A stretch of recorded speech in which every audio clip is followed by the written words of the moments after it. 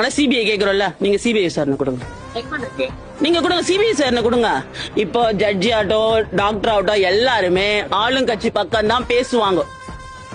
ஏன்னா அவங்க அந்த போஸ்டிங்ல இருக்கணும்ல, அது வரைக்கும் இருக்கணும்ல. அவங்க அடுத்த வருஷம் 2026 மாறுற வரைக்கும் ஆளுங்கட்சி பக்கம் தான் ஜட்ஜி, போலீஸ் எல்லாருமே அவங்க தான் பக்கம் தான் பேசுவாங்க. புரியுதுங்களா? நீங்க சிபிஐக்கு கொடுங்க. இப்ப அடுத்த பிரச்சாரம் நடந்ததுன்னா என்ன பண்ணுவீங்க? என்ன பண்ணலாம்? அடுத்த பிரச்சாரத்துல நாங்க தலைவர் எங்களுக்கு நல்ல கரெக்டா இப்ப அவரு பட்டியலிட்டு தானேப்பா சொல்றாரு. நீங்க நாங்க கேக்குற இடத்த கொடுங்கப்பா, நாங்க கேக்குற இடத்த கொடுங்க. அடுத்த பிரச்சனை வருதா நாங்க பாக்க மாநாடு கொடுத்தீங்க, எதனா பிரச்சனை வந்துச்சா? எதனா பிரச்சனை வந்துச்சா? இது இருக்கிறதுல எவ்வளவு சின்ன இடம். நான் இன்னொன்னு கேக்குறேன், அவர் பேசுற பக்கமே ஒரு ஹாஸ்பிட்டல் இருந்தது பாத்தீங்களா? நீங்க அவர் பேசுறது வேலை ஏன் அந்த ஹாஸ்பிட்டல் இட்டும் போல? நீங்க எது கவர்மெண்ட் ஹாஸ்பிட்டல் இட்டும் பண்ணீங்க? பக்கத்துல பிரைவேட் ஹாஸ்பிட்டல் இருந்தது, அங்க ஏன் இட்டுன்னு போல? ஏன் கவர்மெண்ட் ஹாஸ்பிட்டல் இட்டும் பண்ணீங்க? நான் கேக்குறது தப்பா ரைட்டியா?